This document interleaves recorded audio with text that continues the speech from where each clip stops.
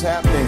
R.C. Blakes here, and I am excited as always to be able to share a few minutes with you, just my thoughts about a subject matter that I think resonates with people around the world.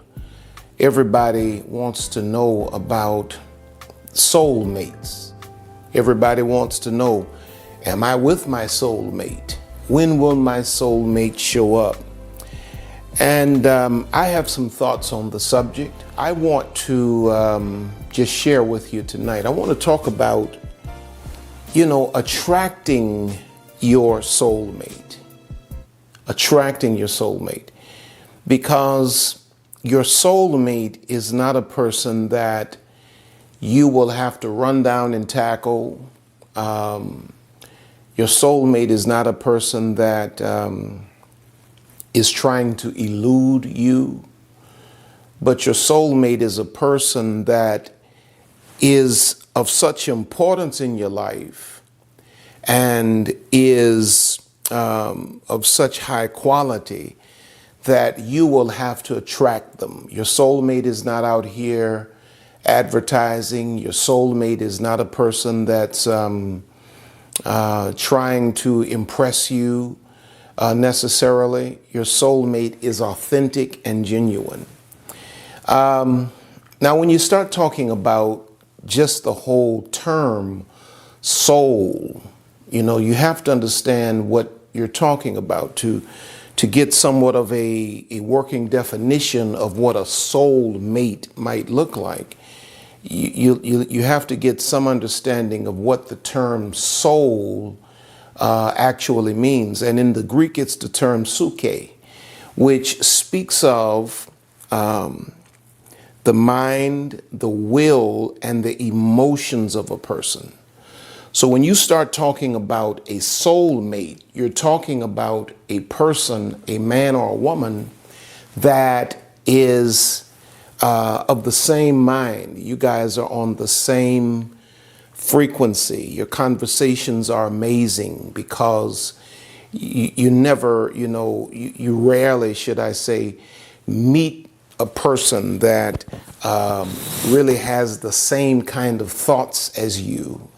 And so you go on and on and on in terms of conversation because you're so connected in terms of your mind.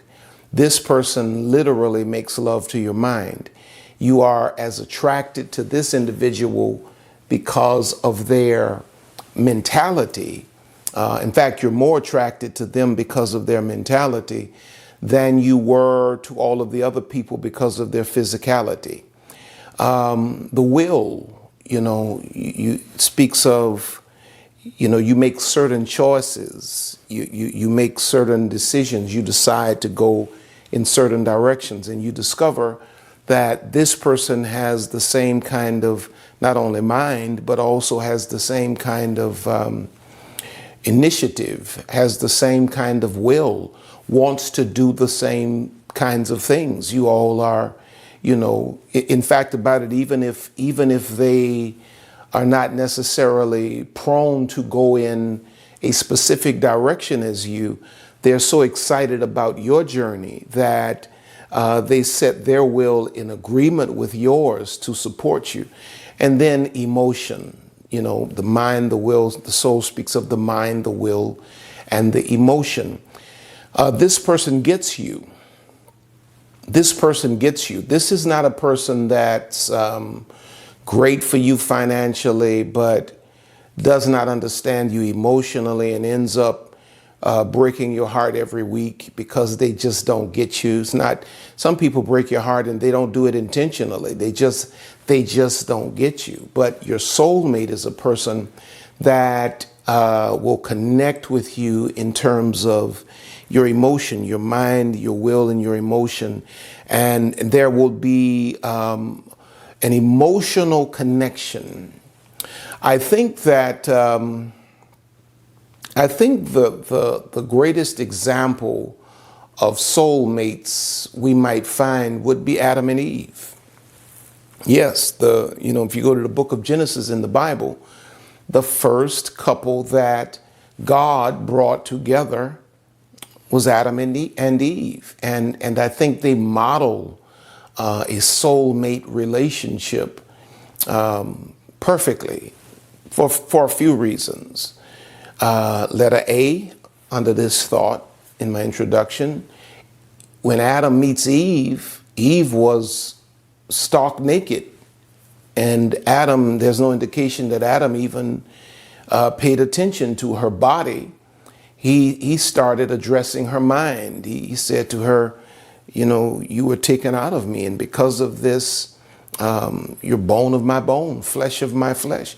He started telling her who she was, and he started empowering her with his words and with his acceptance. He also respected her abilities when he called her woman, meaning the female version of man. It was Adam saying to Eve, you are my equivalent with a womb man, woman. God brought them together. Yeah. God actually brought them together. Letter D, neither of them, there's no indication that either of them felt a need for the other. It was God that said, after Adam's development to a certain point, it was God that said, okay, it's not good for this brother to be alone. I will make him an helpmeet. But you have to also take into consideration that this was after Adam had a firm relationship with God. This was after Adam had a firm relationship with himself. This was after Adam knew his purpose. Adam was in pursuit of his purpose. He was preoccupied with his purpose. And Adam was he was perfectly comfortable and fulfilled in his relationship with God and what God put him on the planet to do. And it was God that said it's not good for him to be alone. I'm going to make him an helpmeet.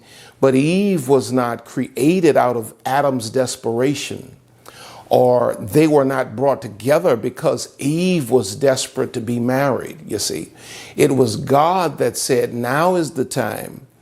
And I have two whole individuals here. So now let me bring them together. So let's look at a few things that I want to address tonight relative to how I believe you may attract your soulmate. And I have mine. Number one, if you're going to generate an energy that would attract your soulmate, number one, I believe it has to start with evaluating your present attractions. Evaluating your present attractions. Because your soulmate, you know, I know a lot of people are not going to want to hear this, but your soulmate is not necessarily going to be the sexiest person that you've ever met. Your soulmate is not going to necessarily be the wealthiest guy that you've ever met. Your soulmate is not going to be the finest woman necessarily that you've ever met. You're going to have to eliminate the confusion between what your flesh desires or what your flesh is attracted to versus what your spirit man is calling for. The best way to attract the soulmate is by way of the spirit and never the fleshly appetites. It's going to be very difficult, if not impossible, to connect, to develop the energy to attract your soulmate. Watch this. When your heart is still programmed for soul ties. You see, your soulmate is that individual that gets you mentally, that individual that aligns with your desires in life, that individual that ministers to you emotionally, knows how to build you up from the inside out. A soul tie, rather, is a relationship that is developed in the flesh that deteriorates you, that subjugates you, makes you smaller. Soul mates make you larger. Soul ties make you smaller. Soul tie relationships usher demonic presence into your life, while soul mates invite the presence of God into our lives. It's going to be impossible to attract a soul mate when you're still programmed for soul ties. So you're going to have to seriously evaluate your attractions. You're going to have to seriously evaluate your attractions. It's like, it's when, if you've not evaluated your attractions and you're still programmed, you're still set on soul tie attractions, and you're yet saying with your mouth, I desire my soul mate, it'll never happen. It's kind of like, a person that desires a six pack knows that it's possible, knows that it's the will of God for them to be in great shape and health. This person knows this person declares this, I'm going to have a six pack, I'm going to be a healthy weight. And yet at the same time, their mind is still programmed for fried chicken and French fries. Until you evaluate what you're attracted to, you will never get what you deserve. And so I think we have to start there, because so many people want to throw everything on God. When is God going to bring my soulmate? When the reality is, when we really get into a deep conversation with you relative to what you're attracted to, we discover that you are the source of your own pain. You are attracted to everything you're getting. Wow. Listen to what the Bible says in 2 Timothy 3, 6 and 7. Says, for of this sort are they which creep into houses and lead captive silly women. Listen to what it says. Laden with sins, led away with, watch this, divers lust, many kinds of lust, ever learning and never able to come to the knowledge of the truth. You've watched all of my videos. You've watched all of, who else? Tony Gaskin's videos. You've watched all of these people that are building you up and teaching you how to function, as a queen or as a king. And yet with all of this learning you're getting, you're still never able to change your life. It's because you still have the same lustful desires that you have not addressed. You still have childish attractions, full of lust and full of what the world says you should desire. Your attractions are driven by pride and ego. And when you maintain childish attractions, you will always, listen to this very carefully, you will always preoccupy your life with the wrong people. As long as you keep choosing a man based on how much money he makes. As long as you keep choosing a man based on how tall he is. As long as you keep choosing a man based on his looks and you rating him from 1 to 10 or what, as long as you keep doing that, you keep making these decisions in your flesh like a child without wisdom, you're going to always get what the flesh provides: misery, pain, shame, guilt. So before we get started in this conversation about soul mates, let's start with you evaluating what you're attracted to, because it may very well not be a soulmate. You may continue to pile up on your soul tie account because that's just simply who and what you're attracted to. Number 2, if you're going to develop the energy to attract a soulmate into your life, Tried to think of a nice way of saying this. This is as nice as I can put it. You have to become what you desire. See, you have all of these fantastical ideas about what your soulmate looks like, is like, the qualities he or she has, the accomplishments they have. But when we get through talking about all of this stuff that you're praying for God to send you in a man, what does your profile look like next to that? Have you ever thought about that? Are you a nickel praying for a dime? Or have you leveled up to what you say you desire or what you believe that God has for you? See, it's cool for a woman to say, well, I believe God's going to send me a king. I deserve a king. But the question on the table presently is, are you a queen? You see, you can't control when this person shows up. You really can't even control necessarily if they show up to a certain extent. But you can control being a suitable mate for that person that you ideally desire. If you're not working on being a suitable mate for the kind of person you say you're trying to attract, what are you doing? What are you doing? There are some of you, the reason God has not brought this person into your sphere, however you say that word. I'm from the South. God's not brought this person into your sphere is because you ain't ready. If they were to come into your circle right now, would they be attracted to you? Would the person you desire you in your present state?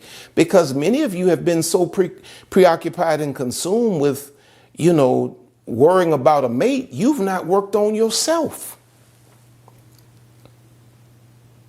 Self-actualization. Listen to this very carefully.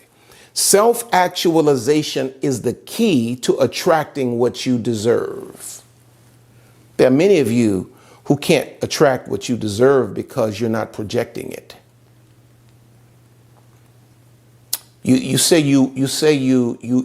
Okay, well, let's read this. If you look in Esther chapter 2, verses 15 through 17, it says, now when the turn of Esther, the daughter of Abihail, the uncle of Mordecai, who had taken her for his daughter, was come to go in unto the king, she required nothing but what Haggai, the king's chamberlain, the keeper of the women, appointed. And Esther obtained favor in the sight of all them that looked upon her. So Esther was taken unto King Ahasuerus into his house, royal, in the 10th month, which is the month Tebeth, in the 7th year of his reign. And the king loved Esther above all the women, and she obtained grace and favor in his sight more than all the virgins, so that he set the royal crown upon her head and made her queen instead of Vashti. Now, when you read that whole story, you will discover that Esther went through a purification process and a perfecting process before any of this happened. Esther became a queen inside and out.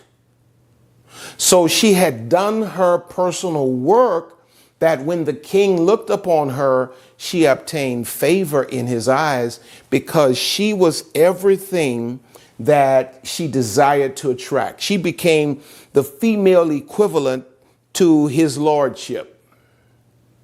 So if you're going to attract your soulmate, this person that you can see in your spirit, maybe it's even been prophesied to you, the question on the table presently is, are you becoming what you desire? Are you becoming what you desire? See, you have some work to do. You have work to do. Just running around talking about, ain't enough men in the world. Last time I checked, God ain't got no shortages. God can create something out of nothing. God can make a way out of no way. The question is not, is God able to raise up a man that will see you and love you? The question is, are you the woman that man you say you want is looking for? Have you maximized? Have you actualized? Are you your best version? Because I guarantee you, the man you ideally see in your mind is a man that is going to be attracted to your best version. And when I say your best version, I'm not talking about some man or some group or some organization saying, okay, this is what you need to do. No. There's an image that you have on the inside of you that comes from God that you have not worked on. There's a checklist, the excellence list pertaining to you that God has put in your heart that you have not worked on. And you need to work on it because you have to perfect that internal list to be able to attract what it is you say you desire. Oh, praise the Lord. Number 3. Okay, we're talking about attracting your soulmate. Number 1, we said you have to evaluate your attractions, because sometimes you're attracted to the wrong stuff. You still fiddling around playing with the wrapping, and you're not attracted to the content, the values in the content. Number 2, we said you have to become what you want, what you desire. Number 3. Here's a big one right here. This is where I might get into a little trouble. You got to be available. Now, let me burst a lot of y'all's bubbles right now. There ain't enough men in the world. I just don't know what in the world going on. I can't, God, like he ain't gonna never send my, well, stop lying on God, because 90+% of you all don't leave your lives available long enough for anybody to show up. Which is symbolic of your broken consciousness. You out of one shipwreck of a relationship into another one. You piling soul ties up on top of soul ties. So if the right man did come around, you would never be available, because you always have some ridiculous situationship that you've gotten yourself in, and you've been doing this for the last 10, 15, 20 years. You don't even really, a lot of you all, I know it's not everybody, but a lot of you all, the majority of you, have not allowed your lives to be available long enough to honestly be able to say God has not done it. You think God's going to send a king into your life when you around here got soul ties with clowns, jesters? Do you honestly think that God's going to orchestrate and send the kind of man you ultimately say you want, and you're around here side chicken and giving wifey benefits to a fool that hadn't even given you a promise ring? Do you think that God is going to actually send a man into a mess like that? You got to be available. You ain't been available, hon. You haven't been available. You've been preoccupied since high school. And everything you've been preoccupied with has been the product of your flesh. You keep making all of these fleshly choices, and you all want to push back on me when I'm trying to tell you that maybe y'all placing too much emphasis on this look stuff, and you won't start talking to me about, you'd rather be alone than to be with him. I'd rather be alone than be with a man that I don't like the way he look. Well, let's see how that work out for you in about 20 years. Let's see if that's real then. Because see, all this look stuff, I was thinking about this just the other day. Y'all got this rating system where you're rating people. This person is a 5. This one is a 6. This is 7. This is 8, 9, and this one is a 10. That's cute, when you're in your 20s, I suppose. It's a little less cute when you're in your 30s. It may work sometimes in your 40s, but see people in their 50s and 60s and 70s, ain't nobody talking about no rating system. At that point, you got to know that the individual you are with ministers to your mind or ministers to your emotions, is in sync with your will, and knows how to make love to your mind. You ain't talking about no looks and what size is and how much money he got. Sometimes, okay, you just got to be available. If you're going to attract your soulmate, you're going to have to be available. You're going to have to stop being so desperate that you just accept any and everything and you don't know how to have a season of aloneness in your life. You got to be alone for a man to find you and claim you. You can't be in the hands of another man with all of these ridiculous situationships you're creating and then wondering why you at a certain age and your husband hadn't shown up yet. Maybe he's shown up 2 or 3 times, but every time he shows up, you in the hands of another man that you know God didn't give you. And in Psalms 37, 4 and 5, it says, delight thyself also in the Lord, and he shall give thee the desires of thine heart. Commit thy way unto the Lord. He says, delight yourself also in the Lord. Find your fulfillment and your happiness in God, and he shall give you the desires of your heart. Commit thy way unto the Lord. The way you live your life, let God dictate that. Would you be in the situationship you in now if you had listened to God? Let me answer that for you. Absolutely not. Absolutely not. But you've been governing your life, your romantic life, according to your flesh. And in some cases, you've locked God out of the decision process, the decision-making process. He says, commit thy way unto the Lord, trust also in him, and he shall bring it to pass. See, you can't stay available and wait and be alone unless you're actually trusting God. See, wives wait. Girlfriends go for anything. As long as you keep jumping up, hopping, and going with every little dude pass by and wink at you, hey, you going, you're going to be a forever girlfriend. Wives analyze, prioritize, and they wait. They look at the situation and no, that ain't no husband now. God bless you. Thank you. I appreciate it. No thanks. No thanks. No thanks. I'll wait. I'll wait. Oh, I know my clock is ticking. I know. I'm washed up. God bless you. God bless you. I'll wait. Because there's a time and a season to every purpose under the heavens. And could it be that you've missed every season because your time was always preoccupied with the wrong people? Listen to what the Bible says in Luke 21 and 19. It says, in your patience, possess ye your souls. Why do you keep running behind all of these people? And why is your life always preoccupied with people that God didn't ordain? It's because your soul, your mind, your will, and your emotions, your soul is broken. So your thoughts are off.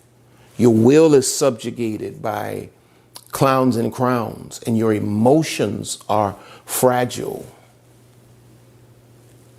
And because of this, you waste your life and your time partying and entertaining wrong people while the right people are passing by and won't even approach because you're preoccupied. You got to be available. You got to be available. And let me just drop this on you. There's no such thing as, it's time for you to be desperate because you're a certain age. Babe, let me tell you something. I've married people literally in their 60s for the first time. Married a woman in her 60s for the first time. Who refused to compromise, wasn't going to have all them different men in and out of her bed, wasn't going to allow all of these clowns and crowns to come in and wreck her life. She decided, I'm just going to work on me. I'm going to work on my relationship with God. I'm going to work on my career, and I'm going to keep a pleasant and nice spirit and attitude, and I'm going to wait on God to send me my husband. And he did. Number four, while you're waiting and you're remaining available, marry your purpose. You want to be married so bad, marry your purpose. Because, watch this, listen to this very carefully.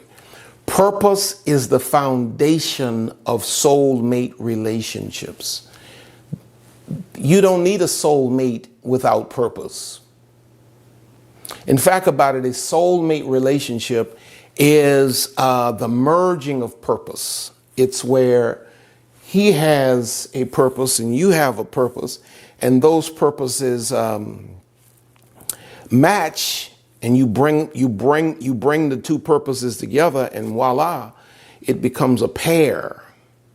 You become more together than you ever would have been apart, but you go together. It's not a Nike shoe trying to pair it with an Adidas. No. It's a left Nike shoe, white, size 11, paired to the same style Nike shoe, white, size 11, but a right. And you bring those two together. Now you can put them in the box. But how do you know they go together? Both of them have the purpose of each is clearly defined. If you want to develop the kind of energy that attracts a soulmate, marry your purpose. Purpose is the foundation of soulmate relationships. God brought marriage to the table between Adam and Eve because God also gave them shared mission. Your soulmate will share your mission and vice versa. The both of you will feed one off of the other, and you will make each other better. A soulmate relationship between a man and a woman is a partnership. There's no boss. It's a partnership with clearly defined roles. But you don't know who fits into your life until you have mastered your purpose. You don't know who you belong to until you have mastered your purpose. Are you going to tell me that you think that God has designed a system where you submit your life to a man that's going to wreck your purpose and stifle your purpose and stop you from fulfilling the very thing that God put you on this planet to do? Listen to what the Bible says in Genesis 2:18. And the Lord God said, it is not good that the man should be alone.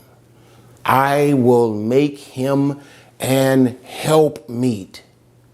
Somebody that's of the same making, that has the same mission and purpose, that can help him. How do you know what he needs to help him? You only know that when you know what God has given him to do. The woman only knows what man she may belong to based on who fits the thing that God created her to do. I hope I'm making sense here. Number 5, and finally, watch this. These are just my thoughts. You got to trust God completely. Can I tell you, if you're really searching for your soulmate, and if you really want to attract, rather, your soulmate, you got to trust God completely, man. Going back to the previous point about being available, why are we not available? It's because we don't trust God completely, and we're trying to fabricate a move of God. We're trying to make it happen instead of sitting back, doing what we can do, managing what we can manage, and trusting God to do the rest, becoming the best version of ourselves.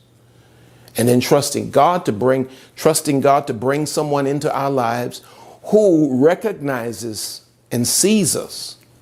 You got to trust God completely. Listen to what the Bible says in Proverbs 3:5-7. He says, trust in the Lord with all thine heart and lean not unto thine own understanding. In all thy ways acknowledge him, and he shall direct thy paths. Watch this. Be not wise in thine own eyes. Fear the Lord and depart from evil. Now, when he starts talking about not being wise in your own eyes, you know what he's talking about there? Stop taking your little thoughts, and your little systems that you've used all of these years and they've always failed, and step in and try to help God out. Stop putting your fingers in it. Actually step back and trust God to bring the person into your life. Remain available, remain approachable, be in a position, in a circle, be where kings gather, be where queens gather, but trust God. Refuse to participate anymore in this system that says, I got to make this happen. My time is running out. I'm desperate. You got to trust God. And you got to say to God, listen, I'm your child. And I know that you made me for you. But it was you that said it's not good for man to be alone. I believe that my life could be enhanced with the right person. But Father, I'm content in you. But I'm asking you, I'm trusting you to bring the right person into my life that will enhance my life. And then you got to lean on that. You can't keep vacillating. You can't come out of that saying, well, I trust God to bring the person. And then next thing you know, you on every new dating site that you can find, and you all out in the street half dressed, flaunting your body before a bunch of vicious animal-like persons. And then say, I'm trusting God to bring my soulmate. Well, not based on your behavior. These are just some thoughts that I had on the subject, and I thought I would share them with you tonight. Because I know that there are a lot of you that are really believing God. You want the real thing. You want the real thing. It wasn't until I trusted God and I actually heard God on the matter relative to the choice of a woman. It wasn't until then that I really saw Lisa. And Lisa is the first relationship that I made because I heard the voice of God. The rest were driven out of, other things. But when you put yourself in a position where you actually trust God, God will prove himself to be trustworthy. And so I hope you got something out of this. These are just some of my thoughts. And I hope that something was said that helps you. Father, we thank you. We thank you for your presence. And now, God, I commend and I commit all of these into your hands. So many, dear God, are hurting right now, feeling all kinds of ways like they've wasted time, made mistakes based on some of the things we've talked about. God, bring them to a place of calm. Have them to understand, God, that you are the God of another chance. And there's no such thing as hopeless. And Father, I speak now into the atmosphere. And Father, I thank you for directing soulmates into their circles. God, show them where they need to tighten up to get ready and prepared. And God, I thank you for connecting men and women together, Father, that are ordained to be together. I thank you for it. I thank you for it. I give you praise and I give you honor in Jesus' name. I really pray that you got something out of this tonight. All my voice is leaving me. My God. Now listen, don't forget to stop by my website, rcblakes.com, and sign up for my email list. I need you on my email list. If you've not registered for, this is after October 2020, this does not apply any longer, but we're having Kingology, the cyber conference, in October. And I want you to have I want you to get your boyfriends, your husbands, your sons, your nephews. If your brother's on here, get your friends.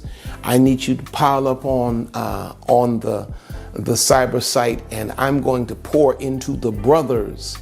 One day, I think it's October the 10th, if I'm not mistaken. I want you there. I want you to go to the site, rcblakes.com, and register. Queenology, the second part, the training for reigning, happens in December. We're closing the year down with Queenology, the cyber conference. So either one of those, I need you to get to the website and register now. Don't forget to stop by Amazon, pick up any or all of my books. It will be a blessing, to you. I know it will. God has downloaded so much revelation into my spirit. I have more books that are coming out next year. I just thank God for that grace. Those of you that may need counseling of any kind, check out my description, and there's a link for a company, a counseling agency rather, that is called BetterHelp, and they sponsor my ministry, and I in turn send people that need professional counseling to them. When you use that link, it will also afford you 10% off of the cost of counseling, and they in turn pour back financially into the ministry. If that's something that you think you need, check them out. I believe that it'll be a blessing to you. Now, I'm about done. My voice is gone. I appreciate you for your time. If you've not liked this video, I need you right now to like this video. I need every one of you. If I've done my job, I want you to at least give me a thumb on this video. I thank God for all of you that sow into my life and Lisa's life. I appreciate you with all of my heart. I'm so thankful for you. And just know this, Lisa and I are always praying for you, and you're on top and you're going higher. God has more in store for you. Until next time, I'm R.C. Blakes. I'll see you real soon.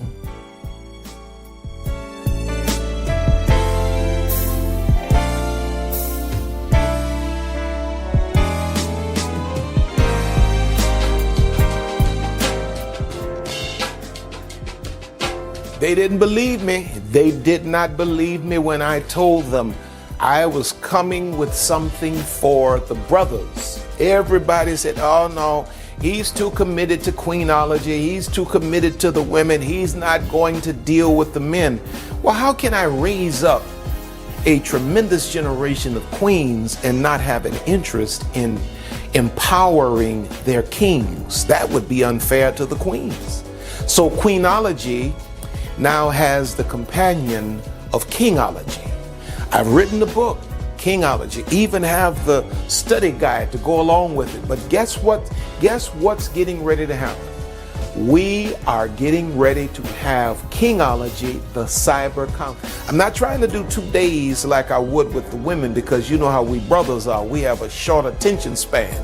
I'm doing 1 day, and I'm inviting you, your homeboys, your sons, your nephews, your uncles, your fathers, your pastors, your friends, to be a part of Kingology, the cyber conference. We're going to get a perspective on what manhood really is, not what the world taught us, but what does God say about manhood? What is classical manhood? What do I need to do as a man to level up to be a kingdom man? To be a king, not a clown in a crown. but an authentic king. I want you to get ready to meet me on the cyber platform as we discuss these issues. Kingology, the cyber conference, is going to change lives, the lives of men all around the world. Yes, men from around the world will be a part of this conference. I want you to be there. Get to the website now, register. I want to see you in Kingology Cyber. I am called to do great things. I am called to be a king. I am a king. I am a king. Yes, I am a king. Walk by faith and not by sight. I can do anything. I can do anything. I am a king. Yes, I am a king. I am a king. I am a king. I am a king. Hello, this is Lisa Blakes, and I'm just so excited to be able to share some great news with you. As some of you know, my husband and I have been had the mandate upon our lives to really just empower women all over the world. We have been moving around the United States, and actually we're planning to go internationally with the Queenology movement. And that movement has been empowering women everywhere. And really, that movement started with me. That movement empowered me to become the queen that I am today, because God just really allowed my husband to have a gift where he can really pour into broken women and really just build women back up to where their lives are supposed to really be, to be the queens that we were created to be, that God created us to be. And so he's written the book Queenology, and we've done the study guide. And now what I want to encourage you all to really partake in is the Queenology online program. It is amazing.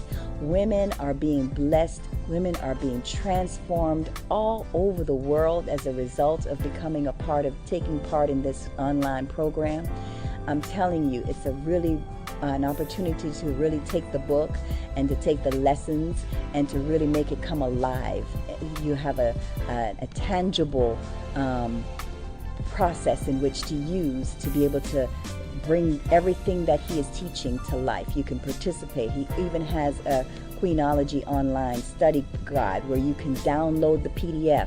When you purchase the online program, you can download the PDF and you can write along right with it and really participate just like you were at school.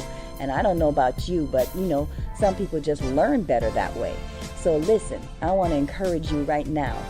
If you have not gotten that online program, go to rcblakes.com and get that online program. Guess what? Right now, it's at 50% off.